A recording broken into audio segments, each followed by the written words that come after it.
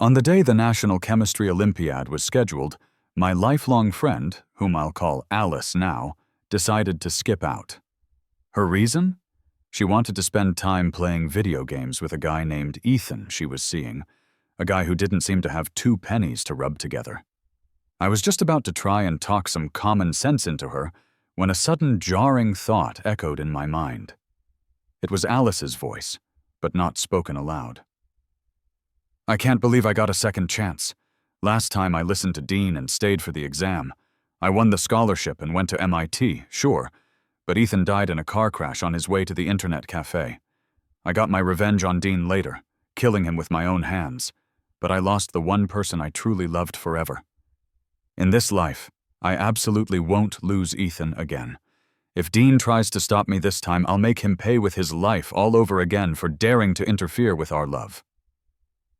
A cold rush went through me, and I swallowed the lecture I was about to give her. If love was what she wanted so desperately, I would let her have it. There were only 15 minutes left before the competition began. I carefully checked my identification card, pencils, and calculator. This competition was incredibly important to me. Placing in the top 3 would mean a boost to my academic record, but first place guaranteed a full scholarship and admission to MIT. That school was my dream, and it had been Alice's dream school too.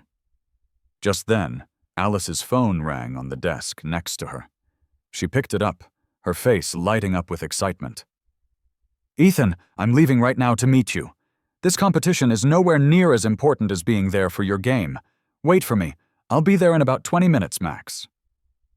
She hung up, then quickly started throwing her things into her backpack, clearly getting ready to leave. I frowned, ready to plead with her to stay. That was when I heard her voice again, dripping with such contempt it was unsettling. I can't believe I got a second chance. Last time I listened to Dean and stayed for the exam. I won the scholarship and went to MIT, sure, but Ethan died in a car crash on his way to the internet cafe. I got my revenge on Dean later, killing him with my own hands. But I lost the one person I truly loved forever. In this life, I absolutely won't lose Ethan again. If Dean tries to stop me this time, I'll make him pay with his life all over again for daring to interfere with our love. Her lips hadn't moved at all, yet the voice was unquestionably hers. I stared at her in shock. Was I hearing things? I quickly shook my head, trying to clear it. Alice looked at me with a cold, dismissive expression.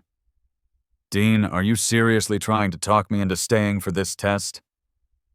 I was still reeling from the inner monologue, but I nodded instinctively. "You can play video games whenever you want, but this Olympiad is a once-a-year chance.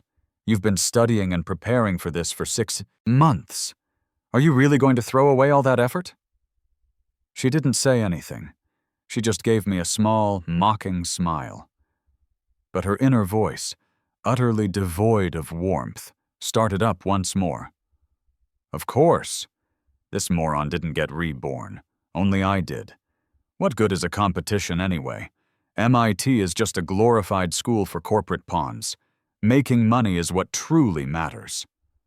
After I go meet Ethan, I'm going to use my money to invest in property. I'll become one of the top 1%, and everyone else will have to kiss my feet.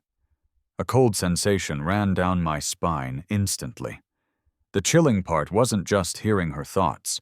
It was realizing that she was completely rotten to the core. Since she was so focused on this idea of love, I decided I would simply let her go after it. Alice spoke again, her tone now openly sneering and dismissive. "Pfft! It's just a competition. Even if I get first place, all it is an admission ticket to some college. That means absolutely nothing to me." With that, she grabbed her bag and walked out of the examination room.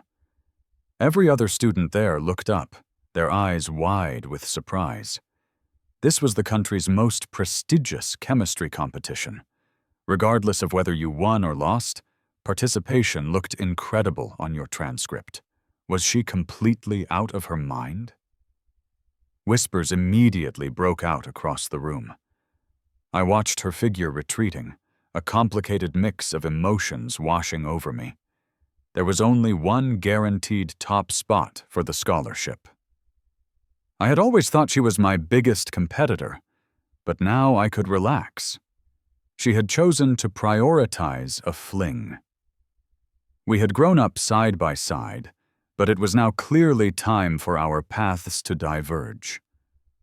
I just hoped she wouldn't come to regret her decision. Luck was definitely on my side that day. The last two major questions on the exam were precisely the kind I had focused on during my practice sessions. I successfully took first place and secured my spot at MIT. My mom excitedly patted my shoulder, absolutely beaming. "That's my son! You have so much natural talent. That is absolutely wonderful."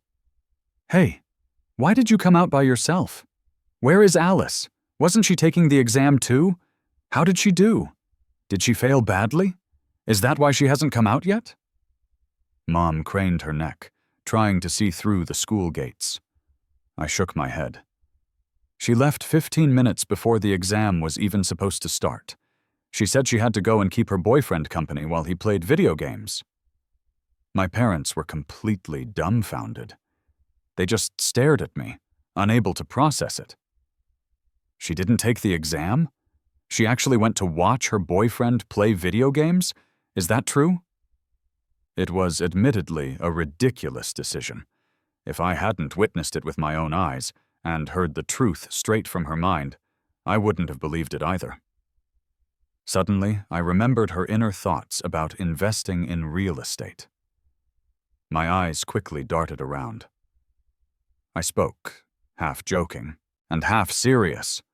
"Of course it's true! Why would I lie to you? You guys promised me that if I did well, you'd grant me 3 wishes, right? Remember that?" Mom affectionately stroked my head. "Of course we remember. Forget 3. Your father would probably grant you 30. I immediately made my request. "Then let's invest in property. I heard from one of my teachers that buying houses right now is incredibly profitable. I'll tell you the specific area in a couple of days. Just make sure you have the money ready." My parents nodded and agreed without any hesitation. I was their only child, and everything they owned would eventually be mine anyway. Besides, buying a house meant the asset would still be there. It wasn't money that would just disappear. That night, just after I had showered and was getting ready for bed, I heard angry shouting coming from Alice's house next door. I opened my window and saw Alice's mother sitting on the floor, absolutely distraught and wailing. Around her, bowls were shattered and a vase was broken, a total mess. "Alice, how could you be so incredibly foolish? How could you skip something as crucial as the chemistry Olympiad? Did that punk Ethan put you up to this? He can't get into college himself, so he wants to ruin your future too? We never approved of you two being together, but you insisted. Now, are you trying to satisfy yourself by making your father and me sick with worry?" Alice looked totally impatient. "Mom, how many times do I need to explain this? It wasn't Ethan who stopped me. I didn't want to take the exam. Even if I aced the test and went to MIT, it's useless. I'd just end up being another corporate drone that everyone looks down on. Just trust me on this. Go invest in those run-down, cheap apartments on the South Side. They are going to be marked for demolition and redevelopment in 3 months. The compensation will be in the millions. You guys couldn't earn that much, even if you saved every penny for an entire lifetime." I pursed my lips, realizing the crucial piece of information. So it was the run-down apartments on the South Side. The city center was completely developed, so the expansion was naturally moving outward. The South Side was the only major area left untouched by development. I immediately knocked on my parents' bedroom door and told them to go buy houses on the South Side first thing in the morning. Remembering Alice's supreme confidence in her prediction, I quietly took out all the savings I had accumulated over the years from gifts and allowance. If the redevelopment was real, my parents would never have to work another day. They could spend the rest of their lives completely enjoying themselves. The next day, my parents and I went to the south side at the crack of dawn.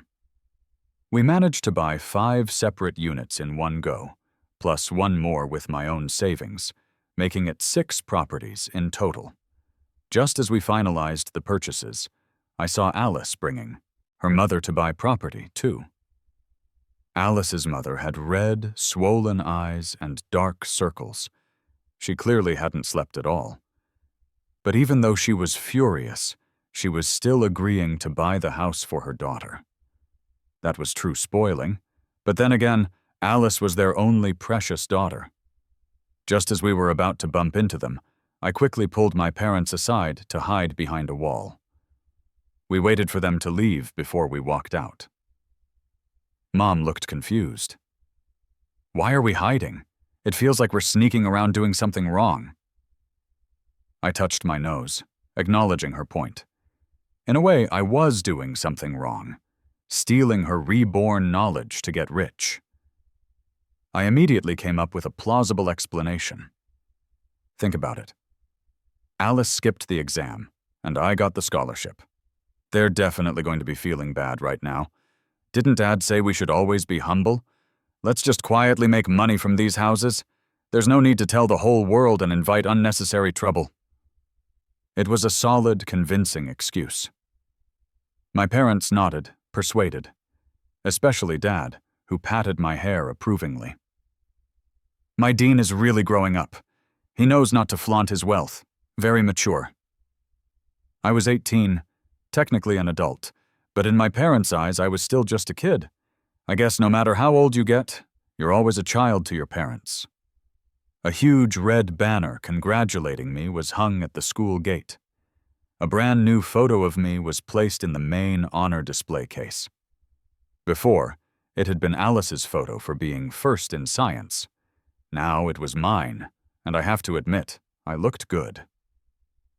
As soon as I entered the classroom, warm applause erupted. "Our class genius is back! Come on, Dean, let some of that luck rub off on us. You're officially my idol. Seriously, so cool!" My eyes crinkled in a smile. "I just did okay," I said modestly. The laughter in the classroom grew louder. Then Ethan's annoying voice cut through the air. "Tch, if Alice hadn't skipped, he wouldn't have had any chance at first place. Picking up the scraps and acting like he's a big shot is hilarious. People really need to know their place. If your family can't afford a mirror, I can give you a few for free." The classroom instantly fell silent. Everyone looked at Ethan, then at me, their expressions complicated. It was common knowledge that Ethan and I did not get along. He was a transfer student who had arrived 3 months ago. He was on the varsity basketball team, had a lot of natural charisma, and was very handsome. On his very first day, he had dethroned the previous school heartthrob and become the new idol. He had fallen for Alice the moment he saw her and pursued her relentlessly. I was Alice's childhood friend. We were basically inseparable, except for using the restroom. Eventually, he confessed to her in front of the whole school during the New Year's dance and won her over. Even though they were dating, Alice would still come to me whenever she couldn't solve a problem, and we often went to competitions together. Ethan had a huge problem with me and badmouthed me constantly in private.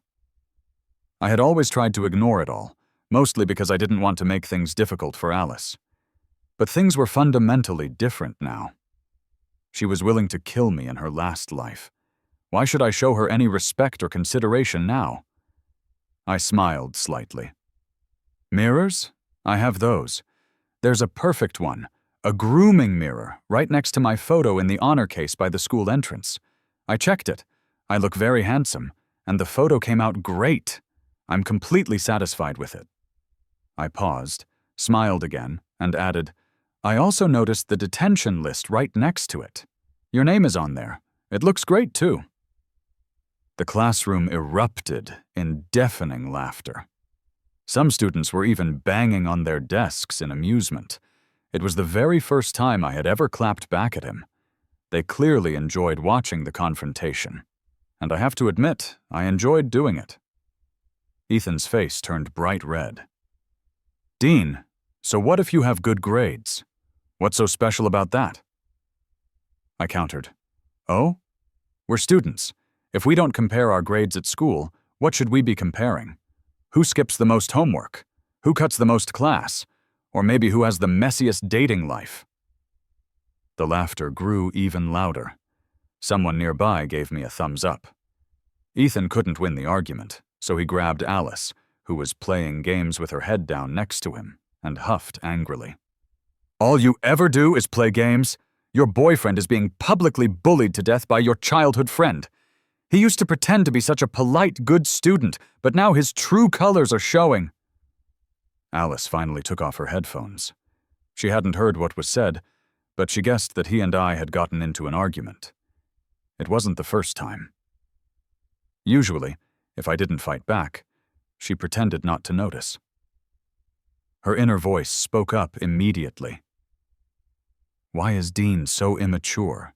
Why does he always have to upset Ethan? Now I'm going to have to spend forever cheering him up. Doesn't he know to just keep his distance? And the competition? I skipped it, and he still had to go and get first place, acting like he's so special. If I hadn't skipped, would he even have had a shot? Looking at him is so annoying. But on her face, she wore a helpless, affectionate expression. "My poor baby, Ethan, don't be mad. I know your temper. Who could possibly bully you? It's a miracle you aren't the one bullying others." She immediately charmed Ethan into smiling broadly. Then she looked at me, her expression apologetic. "Dean, don't mind Ethan. He's just a straightforward person. He's been spoiled. Congratulations on getting into MIT. I knew you could do it." Anyone watching would have said she was gentle and utterly magnanimous. If I couldn't hear her thoughts, I would have believed it too. I gave a faint smile. "Thanks. If you hadn't chosen to skip the competition to watch Ethan play video games, I might not have gotten the spot." I paused, then added pointedly, "I wish you two lovers a happily ever after." Everyone knew Alice had skipped the competition, but they didn't know why. Now, everyone knew the reason. People looked at Alice with strange expressions.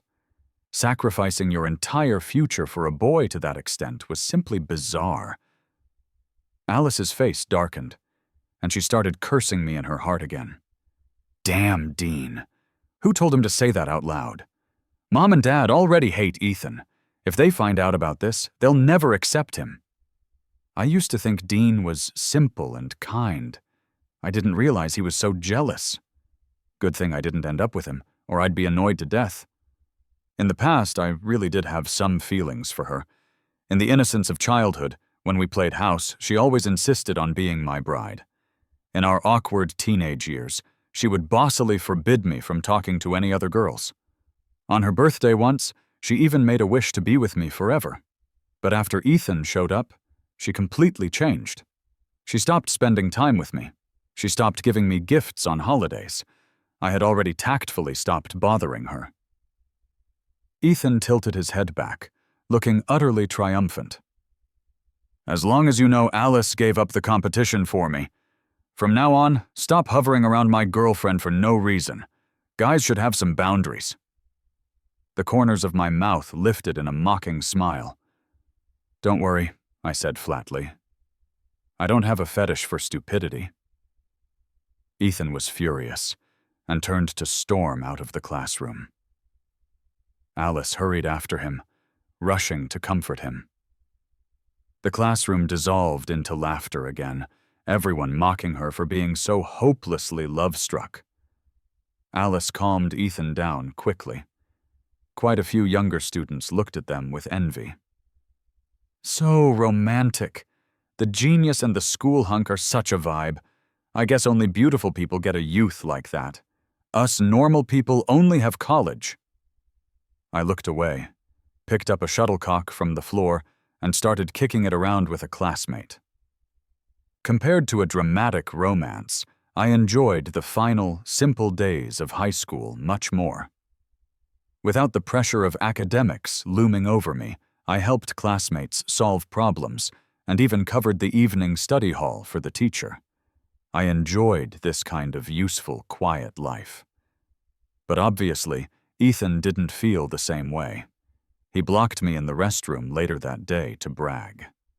"See that? See how much Alice loves me? We've already looked at an apartment off campus. We're moving in together in a couple of days. She's going to do my laundry, cook for me, take care of me, and make money so I can just live the good life." I took a paper towel and slowly dried my fingers. I asked him curiously, "Are you not going to college then? I remember you used to play basketball really well. You were ranked 3rd in the city, right?" He scoffed dismissively. "What's the point of college? It's a total waste of time. You go to college just to work for someone else. It's better to find a capable woman and save myself 20 years of struggle. Alice is pretty capable and loves me so much. Being with her is my best option. I don't care what history you and Alice had before. She's my girlfriend now. Stay away from her, or I won't be polite." He looked exactly like a little thug. Alice used to hate guys like this. She called them shallow and vulgar. She used to say she looked down on street punks who smoked and drank, saying they failed their parents and were a cancer on society. But now she was cutting class all day and wasn't going home at night. She was either at a bar or a karaoke club. I guess the company you keep really does matter. I nodded seriously. "Don't worry, I have zero interest in your girlfriend." Seeing me answer so readily, he looked suspicious. "You mean it? Then you're not allowed to come to school anymore." How tyrannical, I thought with a small chuckle. "I promised the teacher I'd tutor the class," I explained. "You guys might not be going to college, but the other students still need to study. Since you aren't studying anyway, why don't you just stop coming to school? That way you can relax." He looked annoyed. "Why should I? We paid tuition." Sometimes you just have to marvel at how fair fate is. It gave him a handsome face, but repossessed his brain. Leaving the restroom, I saw Alice standing nearby.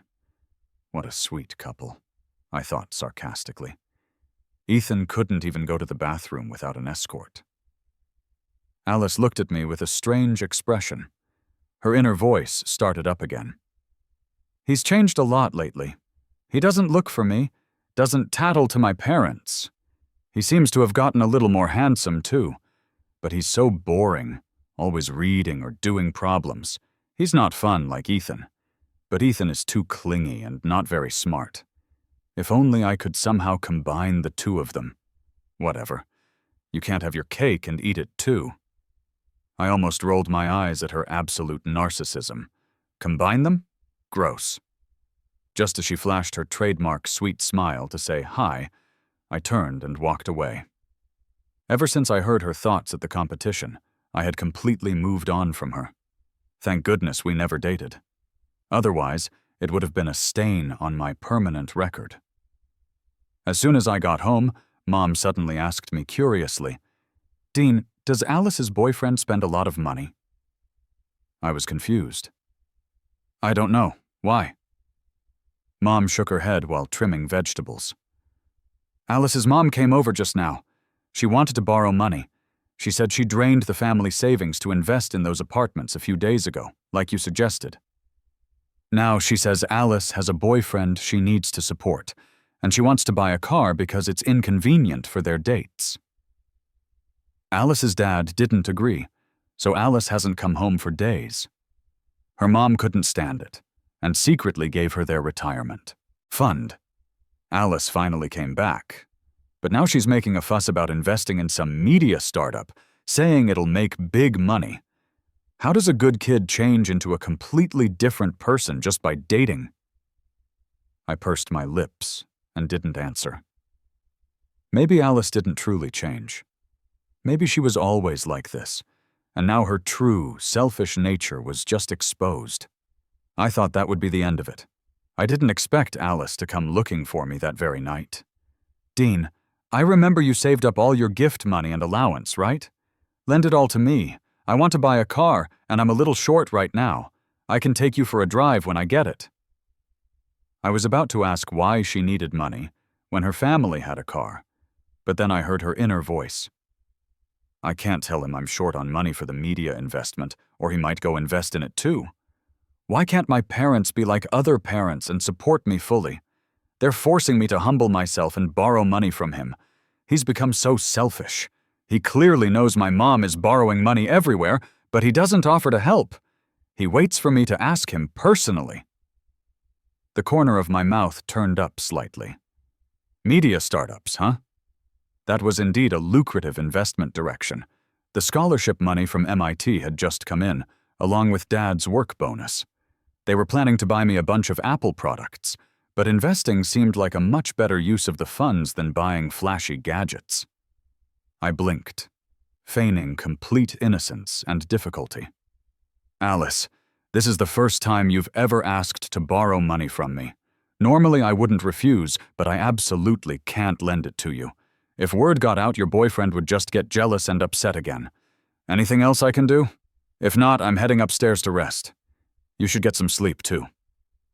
I didn't give her a chance to speak further. I turned and shut the door. I had never looked into the media industry, so I needed to hurry up and do my research. After all, the rundown apartments she mentioned were already being bought up at high prices by people who had heard the rumors. How could I possibly miss this next chance to make money? Alice wasn't willing to let the media project slide. So she secretly sold the few apartments her dad had bought and dumped all the profit into an obscure little media company. I didn't have as much money as her, nor as much energy to search for a brand new company. I directly invested in the most popular production teams. If the industry took off, they would be the first tier to profit. While I was busy making money, Mom wasn't idle either. She took me shopping for all new clothes, got my hair professionally done, and swapped my glasses for contact lenses. Looking at my transformation from head to toe, she was incredibly satisfied. Other boys start paying attention to their image early on. "You just read and do problems. You worried me to death. Now it's good. I can finally dress you up. My son cleans up. Nice. Since you're already admitted, you don't need to go to school anymore. Should we go on a trip?" I'd be lying if I said I wasn't tempted, but I still wanted to see if Alice had any other money-making tips that I could overhear. So I shook my head. "Let's wait until after graduation, when Dad is free. We can go as a family. Right now, everyone else is in the final sprint before the college exam. I want to help tutor the class a bit more." Mom was both proud and resigned. Okay. Who asked my son to be so successful and so kind? You don't know. The people who used to pity us for having a son who only studied are dying of envy now. You really make us look good." I smiled, my eyes crinkling. This was why I had studied so hard and aimed for the top 3 in every exam. I wanted to be my parents' pride. When I walked into the classroom the next day, the students went wild again. Whistles, compliments on my new look, people asking where I got my hair done. Just then, Alice walked in. A look of stunned amazement flashed through her eyes. Her inner voice started up immediately. "Dean dressed up. He actually looks handsome. He must be afraid I'm mad at him, so he dressed up to get my attention. I knew he couldn't get over me.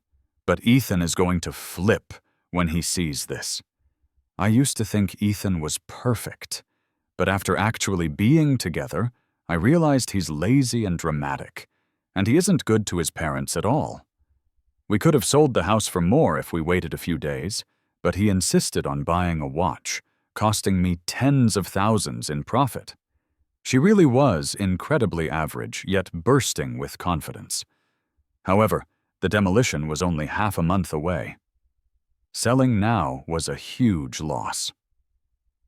Ethan walked into the classroom wearing a Rolex worth $3,000, showing it off.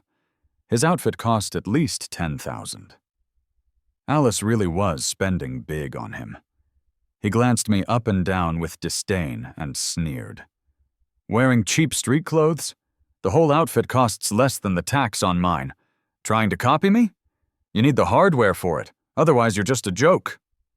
He deliberately shook his wrist to flash the brand new watch, his intent to show off blatantly obvious. Everyone else wore uniforms, but he claimed athletic privilege, and the teachers had long given up on him, so he did whatever he wanted. In this awkward adolescent phase, he absolutely reeked of pretension. Arguing with him felt beneath me. I turned around and started chatting with my deskmate, but in his eyes, he was a conquering general. He grabbed Alice's arm and pulled her into a passionate kiss right there in public. The classroom erupted in deafening jeers and cheers. The dean of students happened to walk by. His face turned purple with rage, and he bellowed, "What are you two doing? Separate immediately. This is a school, not a place for your romance. Go to the office and call your parents right now. If they don't come, don't bother coming back to school." 1 second it was passionate. The next, their faces were pale as ghosts. Everyone knew the dean was strict about public displays of affection. Half an hour later, both Alice's and Ethan's parents arrived. They started arguing right there in the office, each blaming the other's kid for ruining their own. They screamed about how they used to be top-tier students and now couldn't even get into college. Finally, the parents started fighting physically. Hair-pulling, wrestling, it was chaos. The principal had to rush back from an off-campus meeting. He suspended both students for a week and assigned them 800-word apology essays. They became the school's cautionary tale. As he packed his bag to leave, Ethan didn't forget to roll his eyes at me. Great. I sit quietly in my chair, and the blame falls from the sky. That night, a fierce argument broke out next door at Alice's house.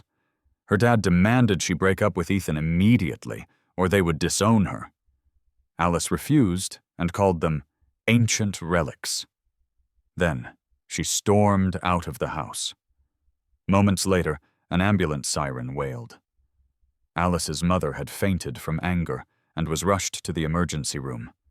Her dad's hair seemed to turn white overnight from the shock. They used to be the envy of the neighborhood. Alice was pretty, smart, and obedient. She was the other people's child everyone wanted their own to be like. But now, life is truly unpredictable. After Alice's mom was resuscitated, she had to stay in the ICU for a week. The medical bills were nearly $20,000. They didn't have the cash, so they thought about selling the investment properties, only to find out they had already been sold by Alice. Alice's dad had a stroke from the shock and ended up in the emergency room too. Relatives and friends had to chip in for the medical fees. As for Alice, no one could get through to her phone. She was still sulking because she felt she lost face at school and blamed her parents for not accepting Ethan. As for her parents being hospitalized, she didn't believe it at all. She thought it was just a trick to get her to come home. Finally, her dad gave up on her completely. He sold the house they lived in and moved away to a quiet place. So, half a month later, Alice came home to find strangers living there. She came to find me, shocked and furious. "Dean, where are my parents? How could you not tell me they sold the house?" I blinked innocently. "Your mom and dad were hospitalized. Everyone tried to contact you. I figured you knew. I didn't call you myself because I didn't want your boyfriend to misunderstand the situation." She looked self-righteous. "I missed the messages, okay? Whatever. There's no point talking about that. Tell me where my parents moved. I need to find them. It's urgent." Then her inner voice kicked in. So annoying. Just because I didn't visit when they were sick, do they have to be so petty? What kind of parents act like this? If I hadn't run into a scammer with that video investment and lost money, I wouldn't even be looking for them. Luckily, I know AI is going to be huge. They have to give me money to invest, no matter how they scrape it together. I knew she was shameless, but I didn't know she was this shameless. I hid the mockery in my eyes. "I don't know where your parents went." She stared at me coldly. "You really don't know?" I met her gaze without flinching and shook my head. "I don't know." Actually, I did know, but I wasn't going to tell trash like her. She glared at me, unwilling to give up, then finally turned and left. Alice searched every hospital in the city. She finally found her parents by camping out and following them home.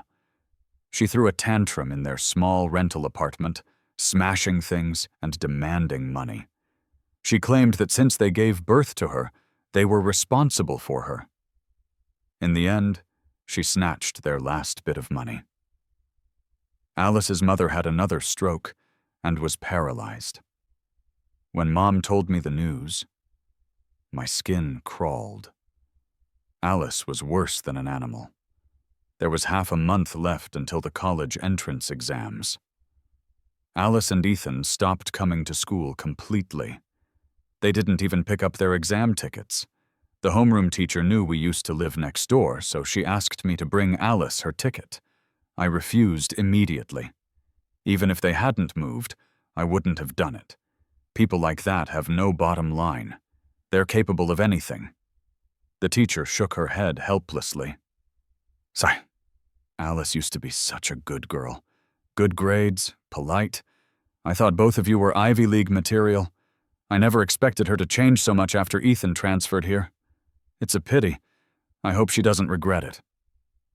I used to think Ethan corrupted Alice. Later, I realized they were the same color deep down.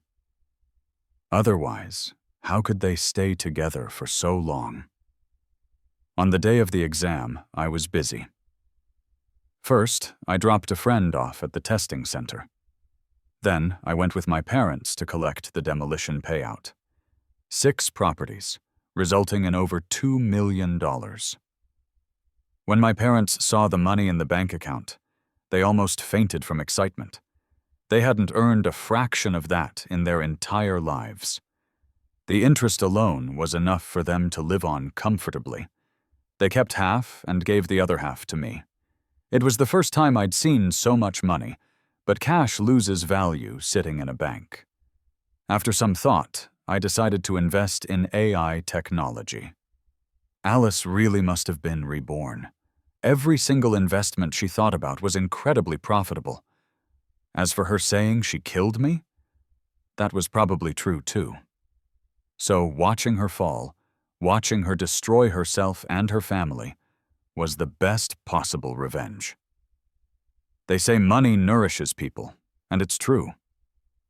We moved into a beautiful villa, bought luxury cars, and Mom took Dad and me to get spa treatments. We replaced everything we owned with high-end brands.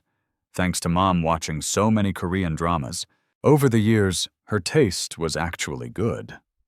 We didn't look like tacky new money. We looked dignified. At the class reunion, people barely recognized me. A few girls even confessed to me, saying they'd had a crush on me since freshman year. I turned them down. Long-distance relationships were one thing, but mostly I had finally gained my freedom, had all this money, and was going to my dream university. Happiness was overflowing. Why would I want to complicate things by dating? Just as the party ended and I walked out, I saw Alice and Ethan arguing across the street. It was too far away to hear what they were saying, but I saw an angry Ethan point at Alice's nose and scream, then shove her hard. He turned around and got into a rich woman's sports car. The car sped off, deliberately spraying exhaust all over her. A classmate next to me laughed, obvious delight written all over his face. Tragic. The former school beauty and genius gets dumped on the street. Those titles only matter in school. Once you leave campus, they mean nothing. She bragged about investing in all these projects, saying she'd start a public company. Turns out she invested blindly without doing any due diligence. Nothing but scams. Not only did she not make money, but she owes loan sharks. Her parents are hospitalized from the stress. Now the boyfriend is gone. She really has nothing. Back when she was with Dean, everyone envied the golden couple. Now the gap between them is only going to get wider. I guess we really should have studied hard in high school. College life was even better than I had imagined. No more late-night cramming, no endless problem sets. I joined interesting clubs. My parents wanted to rent a place near campus to keep me company. I simply waved my hand and bought a luxury condo nearby instead. I was more cautious than Alice.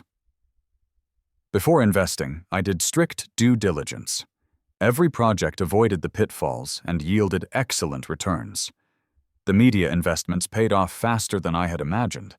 I now had stakes in a dozen media companies and short-form video platforms. As long as I didn't do anything stupid, this money would last for generations. My parents were shocked by my earning ability.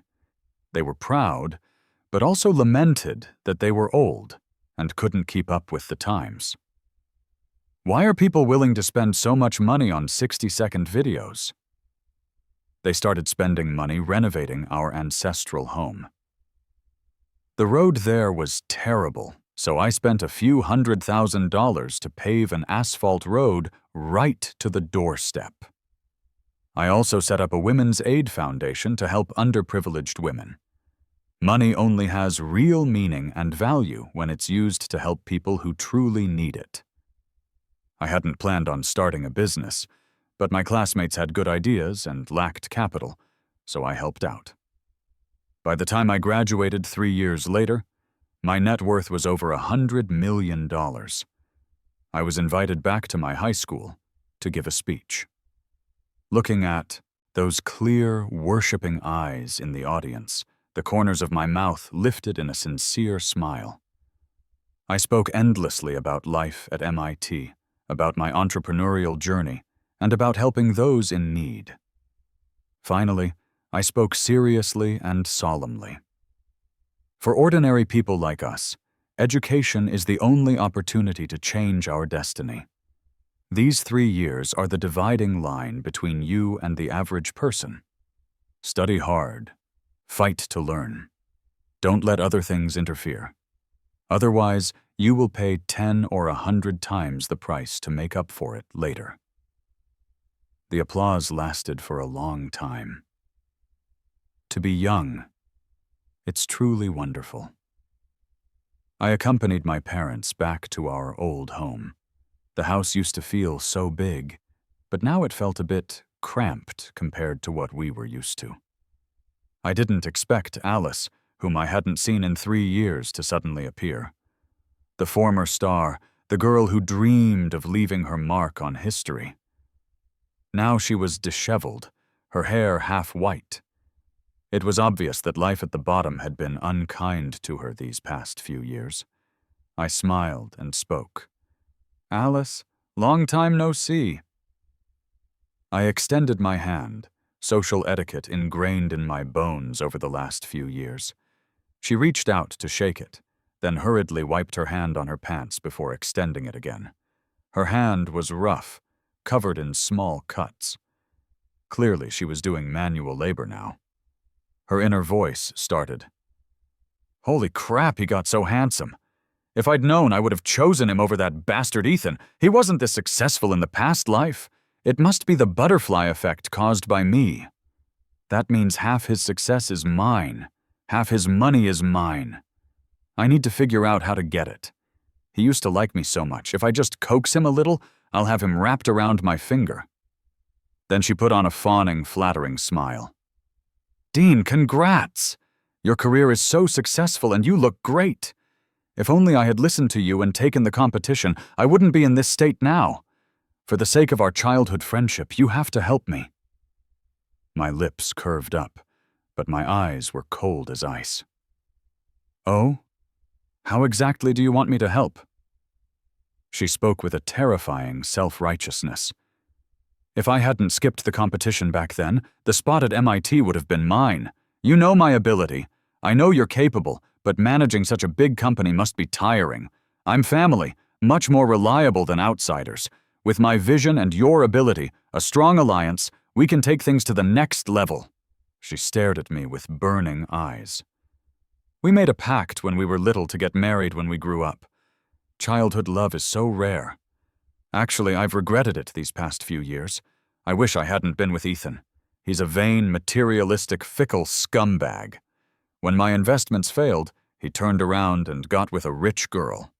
Later, when she dumped him, he came crawling back to me with a kid he had with his ex, Sarah. He called the kid Toby and said he couldn't raise him alone, begging for my help. Checked, and I can't have kids anymore. I said yes, but I was just tricking him. I let him think I'd accept them, then once I stabilized him, I ran. That traitor got what he deserved." I was speechless for a moment. I remembered her kissing Ethan under the sunset, swearing eternal love. The same mouth was now spewing such venom. Their epic love story was nothing but a joke. Seeing I didn't speak, Alice assumed I still had feelings for her. She reached out to hold my hand.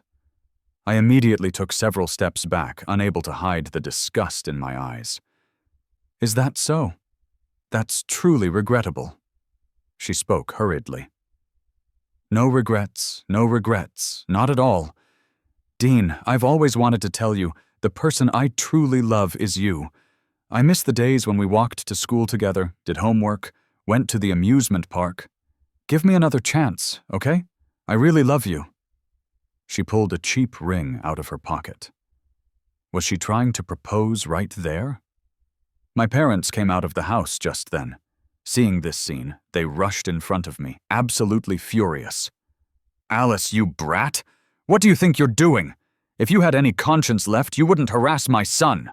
We paid for your parents' funeral and burial plot. You unfilial daughter, you didn't even show your face. What an ingrate! If you show up here again, don't blame us for being impolite." As the words fell, our driver, a burly ex-Special Forces guy named Lee, stepped forward with a menacing look. Alice's face turned white with fear. She didn't dare speak, only watching us leave. Her inner voice started up again, but I stopped listening. She was a complete failure now, with no chance of turning things around. I wasn't afraid she would hurt me. Our worlds were completely different now. She couldn't even get past the security gate of my community. 6 months later, I saw news about Alice. She brutally murdered Ethan and then jumped off a building. Before she died, she was reportedly muttering about respawning, saying, "Next time there would be no mistakes." My parents said she had gone crazy, but I knew she just wanted to be reborn again, fantasizing about changing a miserable life. But for an animal like her, 1,000 rebirths wouldn't make a difference.